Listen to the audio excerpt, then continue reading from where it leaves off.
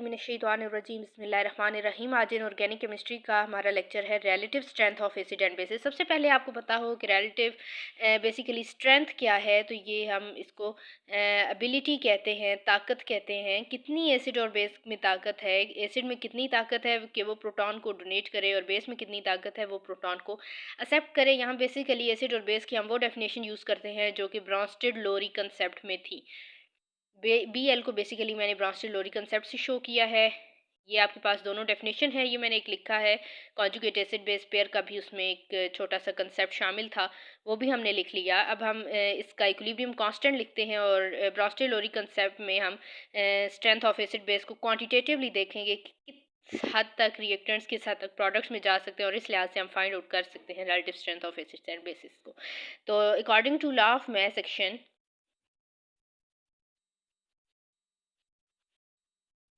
According to law of mass action, जैसे कि आपको पता है कि इसमें होता है product of concentration of products divided by product of concentration of reactants. तो अब हम फ़ौरन उसी लिहाज से लिख लेते हैं। मैं चाहती हूँ वीडियो में टाइम भी ना लगे, चीज़ समझ भी आपको आ जाए। तो अब आप इस चीज़ का वही लिखें, प्रोडक्ट्स की कंसंट्रेशन का प्रोडक्ट डिवाइडेड बाय रिएक्टेंट्स की कंसंट्रेशन का प्रोडक्ट। ठीक है, तो उस लिहाज से अगर हम लिखें तो कुछ क्या बनेगा, H3O positive into A negative divided by Ha into H2O.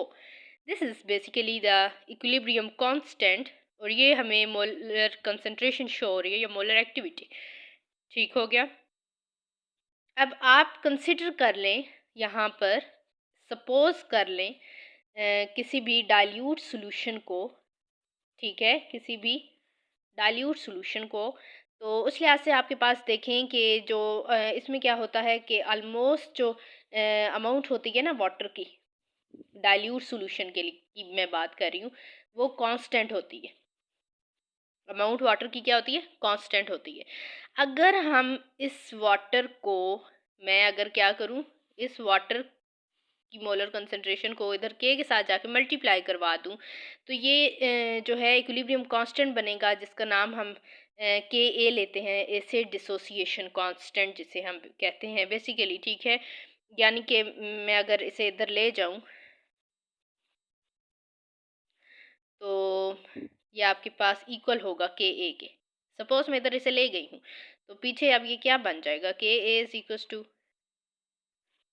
H3O positive A negative divided by HA। ठीक है, HA आपके पास रिएक्शन में, मैंने जैसे कि अभी हमने पीछे एक लेक्चर में देखा था डिसोसिएटेड अनडिसोसिएटेड फॉर्म्स को इंडिकेटर्स में ही, तो उस लिहाज से अगर आप देखें तो ये आपकी अनडिसोसिएटेड फॉर्म है। इसने अभी तक इलेक्ट्रॉन जो अपना प्रोटॉन है वो नहीं दिया, जबकि ये क्या है, आपकी डिसोसिएटेड फॉर्म है, क्योंकि यहाँ पे प्रोटॉन दे दिया था इसने।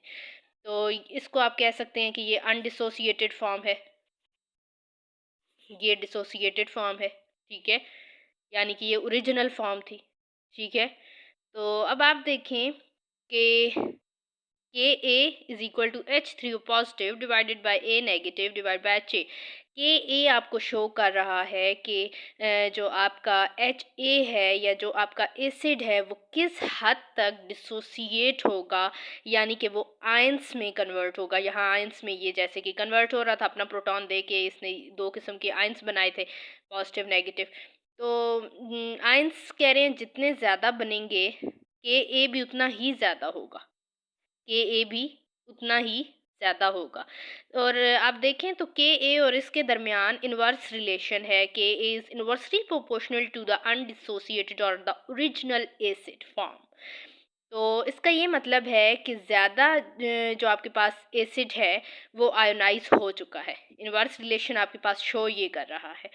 ठीक हो गया, यानी कि हमने एक यहाँ से निचोड़ निकाला कि आयंस जितने ज़्यादा बनेंगे, यानी कि उतना ही ज़्यादा स्ट्रॉन्ग है, और बदले में आपका जो एसिड है वो भी उतना ही ज़्यादा स्ट्रॉन्ग है, यानी कि इतना ही ज़्यादा आपके आयंस में डिसोसिएट होगा। ठीक है, कोई भी स्ट्रॉन्ग एसिड हम उसकी स्ट्रेंथ तब बताते हैं, एक हमारे पास एक किस्म का पॉइंट आ गया है स्ट्रेंथ के लिहाज से कि हम स्ट्रेंथ बता सकते हैं अगर आयंस ज़्यादा ये बनाएगा बदले में, तो आपके पास वो एसिड जो होगा वो उतना ही स्ट्रांग होगा और उसका जो कि एक कांस्टेंट है एसिड डिसोसिएशन कांस्टेंट वो भी बेसिकली स्ट्रांग होगा। ठीक है, हम देखेंगे वैल्यू ऑफ के को। ठीक है, इधर आप कह सकते हैं वैल्यू ऑफ के। ठीक है, तो अगर आप के की वैल्यू देखना चाहें उसके लिहाज से आप दो एसिड्स की स्ट्रेंथ बता सकते हैं। रिलेटिव स्ट्रेंथ सिर्फ होता है किसी एक एसिड की स्ट्रेंथ, रिलेटिव स्ट्रेंथ का मतलब होता है किसी के दरमियान मवाजना करके। तो ये आपको पता है कि आपके पास ये अनडिसोसिएटेड एसिड था, यानी कि एक ओरिजिनल एसिड था जिसने अभी आयंस में कन्वर्ट होना था। ठीक है, जबकि H3O पॉजिटिव जो था ये बेस कन्वर्ट इसमें हुई थी, ये कॉन्जुगेट एसिड था बेसिकली। दो एसिड्स है ना, एक ओरिजिनल एसिड हो गया और एक आपके पास कॉन्जुगेट एसिड हो गया।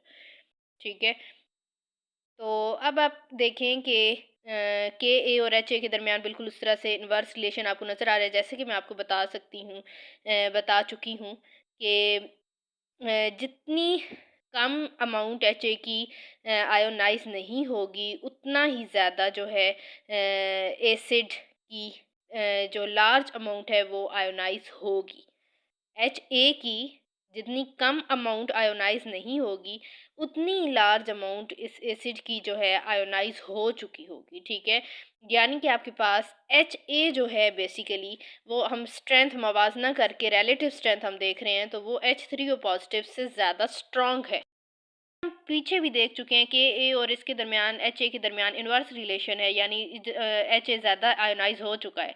कम इसकी अमाउंट नहीं हुई लेकिन ज़्यादा अमाउंट इसकी हो चुकी है, H3O पॉजिटिव में देखें चला गया है, तो एच ए बदले में हमें ये रीज़न दे रहा है कि ये स्ट्रांग है। ठीक है, अब इन द सेम वे हम ये भी कह सकते हैं कि ए नेगेटिव जो थी हमारे पास, हमने दो बेसिस की एसिड्स की रिलेटिव स्ट्रेंथ बता दी, ये हमारे पास कॉन्जुगेट बेस थी बेसिकली। तो कह रहा है कि कॉन्जुगेट बेस की भी हम बता सकते हैं कि इसकी जो है स्ट्रेंथ किस तरह से है। मोनोप्रोटिक एसिड था, उसने अपना प्रोटॉन डोनेट किया और वो जिस स्पीशी में कन्वर्ट हुआ था बेसिकली हम उसे कॉन्जुगेट बेस कह रहे थे। तो अब हम रिलेटिव स्ट्रेंथ बेस की भी बता सकते हैं, और वो किस तरह से बता सकते हैं, अगर हम इसके ए को डिवाइड कर दें 1 से, यानी कि 1/Ka कर दें, तो ये हमें कुछ इन्फॉर्मेशन देगा ए नेगेटिव की रिलेटिव स्ट्रेंथ के बारे में। यानी कि ए नेगेटिव की रिलेटिव स्ट्रेंथ हमें कुछ इस तरह से पता लगेगी जब हम के ए को डिवाइड कर देंगे 1 से। ठीक है, फिर रिलेशन कोई इनके दरमियान बनेगा ना, फिर हम देख सकेंगे कि ए नेगेटिव के लिए के की वैल्यू क्या है। ठीक है, और कितना कौन स्ट्रांग है। ठीक है, यानी कि इस लिहाज से हमें यहाँ कॉन्जुगेट बेस की भी जो है ना इन्फो मिल रही है। 8 मिनट हो गए हैं, जल्दी जल्दी करें। अब इन जनरल मैं ये कह सकती हूँ, जैसे हमने पहले भी कर चुके हैं, कि आपके पास कोई भी एसिड जितना स्ट्रांग होगा उसकी जो बदले में कॉन्जुगेट बेस बनेगी वो उतनी ही वीक होगी, और जितना एसिड आपके पास बेसिकली वीक होगा उतनी ही आपके पास जो कॉन्जुगेट एसिड है उतना ही ज़्यादा स्ट्रांग होगा। ठीक है, वीक एसिड जितना ज़्यादा वीक होगा आपके पास कॉन्जुगेट बेस भी उतनी ही ज़्यादा स्ट्रांग होगी। ठीक है ना, अब हम अगर HCl सपोज कर लें आप कि HCl एक एसिड है, अच्छा एसिड है, स्ट्रांग एसिड है, तो इसके पास मतलब अच्छी टेंडेंसी है। स्ट्रांग एसिड कहने का मतलब है कि इसके पास प्रोटॉन को डोनेट करने की ब्राउन-स्टील-लोरी कंसेप्ट के मुताबिक अच्छी टेंडेंसी एबिलिटी है। और आप देखें तो ये मोनोप्रोटिक एसिड है, इसके पास एक प्रोटॉन है देने के लिए और ये कंप्लीट आयोनाइजेशन शो करेगा। ठीक है, जब ये अपना प्रोटॉन दे देगा, सपोज मैं इसे किसी चीज़ के साथ भी अगर रिएक्ट करवाऊँ तो एक चीज़ तो इधर चली जाएगी ना, सपोज मैं इसे वाटर के साथ रिएक्ट करवा देती हूँ तो ये अपना वाटर को प्रोटॉन देगा, तो आपके पास H3O पॉजिटिव बनेगा और साथ में आपके पास Cl नेगेटिव बनेगा। तो ये आपके पास है कॉन्जुगेट एसिड और ये आपके पास है कॉन्जुगेट बेस। ठीक है, तो ये बेस थी और ये एक अच्छा एसिड था। ठीक हो गया। अब ये इन स्पीशीज़ में यानी इनकी कन्वर्जन, अब HCl जितना स्ट्रॉन्ग है उसकी जो कॉन्जुगेट बेस बनी है ना वो उतनी ही ज़्यादा वीक होगी, ठीक है। और बेस जितनी ज़्यादा स्ट्रॉन्ग होगी उतना ही ज़्यादा उसका कॉन्जुगेट एसिड वीक होगा, ठीक है। रिसर्च ने एक ये चीज़ भी बताई है कि के ए जो है वो स्मॉल नंबर है, वैल्यू ऑफ के ए जो आती है वो बेसिकली ऑफन स्मॉल नंबर होते हैं। So it is convenient to express the acidic strength. हम एसिडिक स्ट्रेंथ को के ए से डिनोट करते हैं कांस्टेंट से, लेकिन ज़्यादा बेहतर रहेगा कि अगर हम एसिडिक स्ट्रेंथ को पी के ए से शो करें, और पी आपको पता है कि ये नेगेटिव लॉग को शो कर रहा है, ठीक है। तो पी के ए किसके इक्वल है, यानी कि माइनस लॉग 10 के ए के, माइनस लॉग के ए के। एग्जाम्पल HCl है, H3O पॉजिटिव है, ठीक है। HCl क्यों स्ट्रॉन्ग एसिड है, क्योंकि इसका के ए जो है वो स्ट्रॉन्ग है, ठीक है। तो सपोज़ आप देखें कि मैं एग्जांपल दे देती हूँ। आप सोच रहे होंगे किस तरह से, के आपके पास 10⁻7 है अगर, तो स्मॉल नंबर की वजह से हम के की वजह से पी के यूज़ अगर करें, पी के ए माइनस लॉग 10⁻7, तो आंसर इज -7। इसी तरह ये HCl के लिए चीज़ मैंने लिखी है। और इसी तरह अगर मैं H3O पॉजिटिव के लिए लिखूँ तो के उसके लिए 10⁻3 है, बहुत स्मॉल है, ठीक है। और पी के ए अगर मैं लिखूँ माइनस लॉग 10⁻3, तो it is -3। So it is convenient to use p K ए,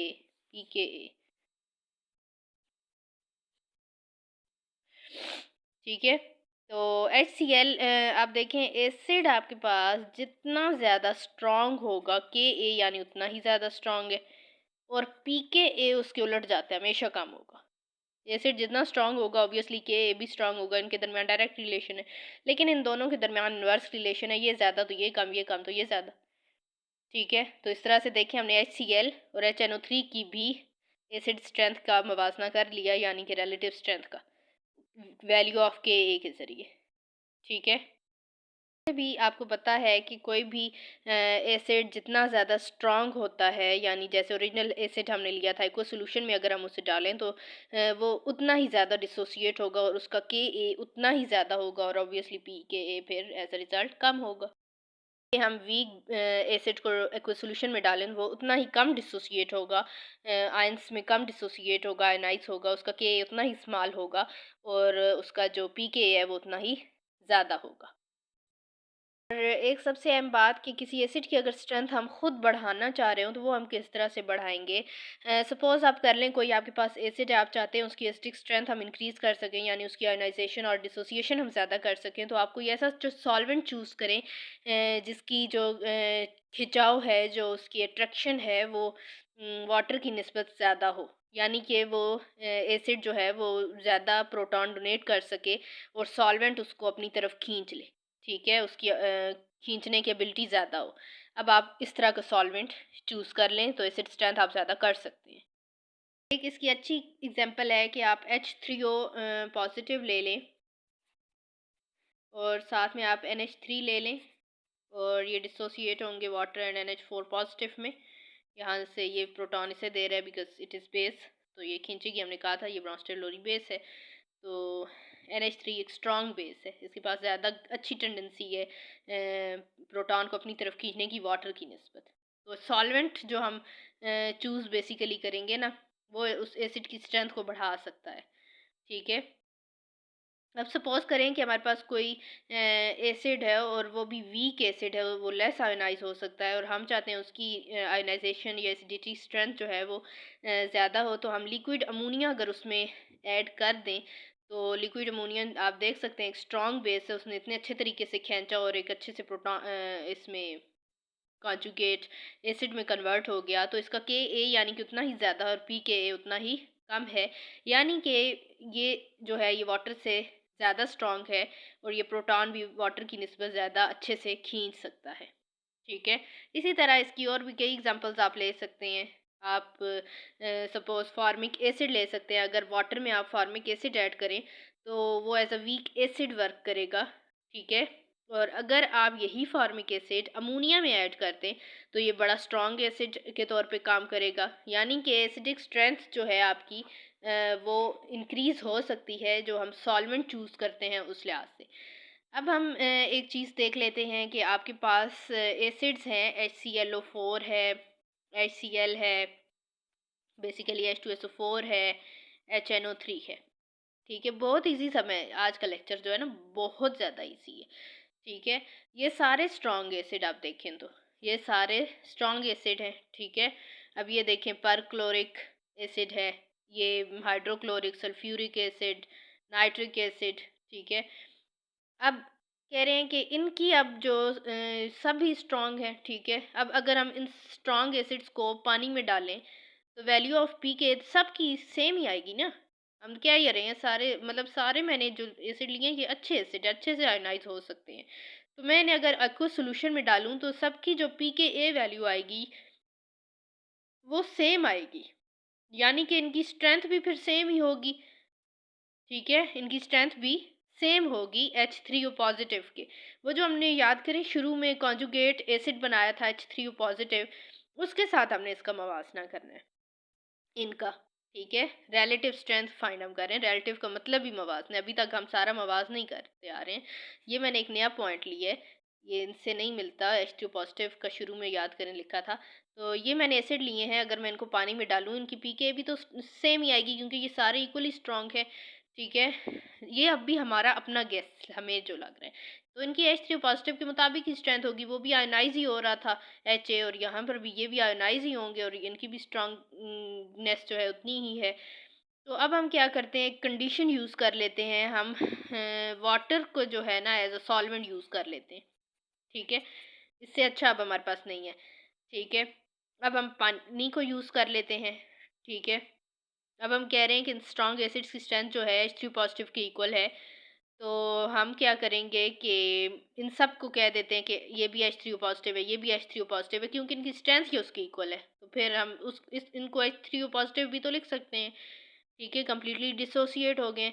अगर हम ये स्ट्रॉन्ग एसिड्स पानी में डालें तो हम नहीं बता सकते कि किसकी स्ट्रेंथ ज़्यादा है, सॉल्वेंट ये हम लें तो। लेकिन अगर हम सॉल्वेंट यूज़ करें, यानी कि ये कामयाब नहीं हुई, हमें नहीं बता रहा कि ये हमें स्ट्रेंथ के बारे में बेसिकली नहीं बता रहा कि इनमें से कौन सा स्ट्रॉन्ग है, हमने जो गैस लगाया है हमें वही पता है। लेकिन अगर हम solvent anhydrous acetic acid use करें तो फिर हम इनके एसिडिक स्ट्रेंथ के जो डिफरेंसेस हैं वो बता सकते हैं। फिर हम देखेंगे कि हमारा गैस गलत है। ये जो हमारे पास 4 एसिड दिए गए हैं इनकी इनमें से किसी की ज़्यादा है और किसी की कम है, आखिर में जो हमें नतीजा मिलेगा। यानी आप देखें सॉल्वेंट पे ये डिपेंड कर रहा है कि सॉल्वेंट हमने वाटर डाला तो उसने कहा कि वो नहीं बता पा रहा, लेकिन अब जब हमने एनहाइड्रस एसिटिक एसिड को एज अ सॉल्वेंट यूज़ किया, उसमें इन एसिड्स को डाला तो इनमें अच्छा खासा फ़र्क आया इनकी स्ट्रेंथ में। हम जो कह रहे थे कि इनकी स्ट्रेंथ्स इक्वल है, H3O पॉजिटिव की इक्वल ही हैं, हम इन्हें H3O पॉजिटिव लिख सकते हैं, उसको हम लेवलिंग इफेक्ट कहते हैं। हमने एक लेवल पे सबको ले आए हैं। ठीक है, लेकिन जब हमने सॉल्वेंट चेक किए तो हमें पता चला कि इनमें तो अच्छा खासा फ़र्क है। ठीक है, इस तरह से हम देख सकते हैं। ठीक है, इसके अलावा एसिडिक स्ट्रेंथ आप इलेक्ट्रिकल कंडक्टिविटी से चेक कर सकते हैं। इलेक्ट्रिकल कंडक्टिविटी आपके पास जितनी ज़्यादा होगी एसिड की, आपके पास जो स्ट्रेंथ है वो भी उतनी ही ज़्यादा होगी। उस लिहाज से फिर आपने देखा कि यही वाला इन्हीं एसिड्स को अगर देखें तो HClO4 सबसे स्ट्रॉन्ग होगा, then HBr, then H2SO4, then HCl and then HNO3। अब देखें कितना फ़र्क आ गया, लेवलिंग इफ़ेक्ट तो ख़त्म हो गया ना, जो हमने खुद से लिखा था। और ये जो हमने एनहाइड्रस एसिटिक एसिड ने हमारी मदद की है, यानी कि ये एक अच्छा सॉल्वेंट था जिसने इसने तो इन्फो दी ही नहीं है, इसने बताया कि अच्छा खासा फ़र्क है और इसने ये ऑर्डर भी हमें दे दिया है। ये ठीक है, ये वाला ऑर्डर भी दे दिया है। और कि किसकी स्ट्रेंथ ज़्यादा है, किसकी स्ट्रेंथ वीक है, स्ट्रॉन्ग किसकी है। तो ये एक अच्छा सॉल्वेंट है, इसे हम डिफरेंशिएटिंग सॉल्वेंट कहते हैं। इसने हमें बताया है कि इनमें डिफरेंस है, लेकिन वरना हम तो लेवलिंग इफेक्ट लेके बैठे थे। इसने डिफरेंस किया है, इस वजह से हम इसे डिफरेंशिएटिंग सॉल्वेंट भी कह सकते हैं। तो आज का लेक्चर उम्मीद है आपको समझ आई होगी। रिलेटिव स्ट्रेंथ के बारे में हमने देखना था, मवाजना करना था दो चीज़ों के दरमियान, एग्जांपल्स हमने ली, अच्छी सॉल्वेंट्स हमें बता सकते हैं एसिड बेस की स्ट्रेंथ के बारे में। बस यही आज के पॉइंट्स थे। लेक्चर समझ आया हो तो, वीडियो अच्छी लगी हो तो प्लीज़ आपसे गुजारिश है कि वीडियो लाइक कीजिए ज़रूर, और अगर कोई ख़राबी है तो आप कमेंट सेक्शन में बता सकते हैं, और चैनल को सब्सक्राइब करना मत भूलें। अल्लाह हाफ़िज़।